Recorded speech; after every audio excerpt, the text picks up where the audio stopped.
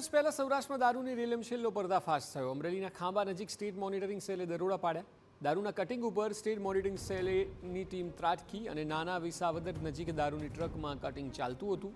એસએમસીના દરોડાને પગલે આરોપીઓમાં નાસભાગ મચી હતી અને સ્થળ પરથી એસએમસીએ 12,726 જેટલી બોટલો જપ્ત કરી।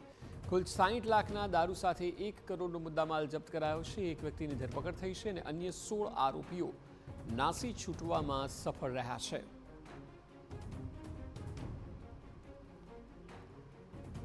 સ્ટેટ મોનિટરિંગ સેલ દ્વારા દરોડા પાડવામાં આવ્યા। દારૂનું કટિંગ ચાલી રહ્યું હતું અને બાતમીને આધારે ત્યાં રેડ કરવામાં આવી તો 12,000થી વધુ બોટલો જપ્ત કરવામાં આવી છે।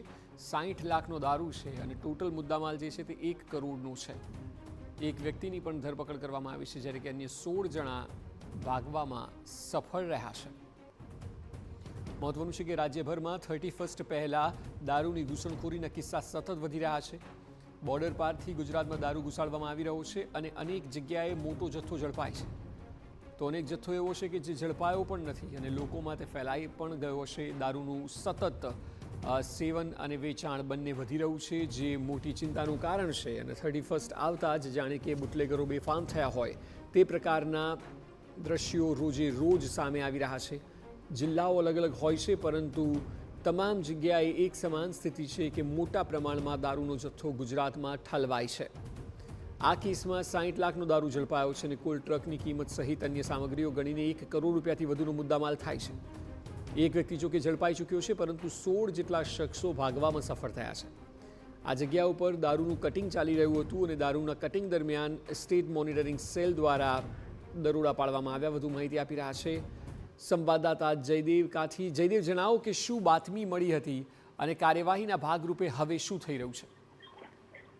બિલકુલ, જે રીતે અક્ષય 31 આવી રહી છે ને સૌરાષ્ટ્રમાં બુટલેગરો છે તે દારૂ ઘુસાડવા માટે એક્ટિવ થયા છે ત્યારે અમરેલી જિલ્લામાં ખાંભાના વિસાવદર નજીક જે એક દારૂનો ટ્રક હતો તે દારૂના ટ્રકમાંથી અને જે નાના મોટા વાહનો મારફતે એક દારૂનું કટિંગ કરવામાં આવતું હતું। જે આસપાસના જે રૂરલ વિસ્તાર હોય આસપાસના જિલ્લાઓમાં આ દારૂ છે તે ઘુસાડવાનો હતો પરંતુ એ પહેલા જ સ્ટેટ મોનિટરિંગ સેલ છે તેમને એક માહિતી મળી હતી અને તેના આધારે તેમને મોડી રાત્રે દરોડો પાડવામાં આવ્યો। આખો ટ્રક છે તે 1 કરોડનો મુદ્દામાલ થાય છે।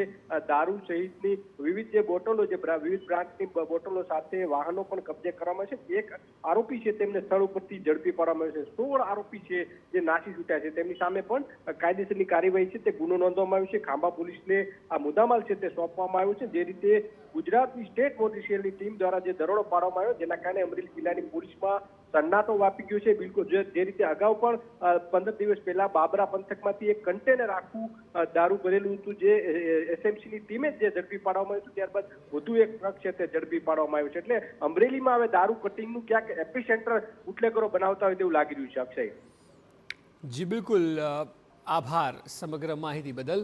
તો દારૂનો જથ્થો મોટી માત્રામાં ઝડપાઈ રહ્યો છે અને કાર્યવાહી થઈ રહી છે।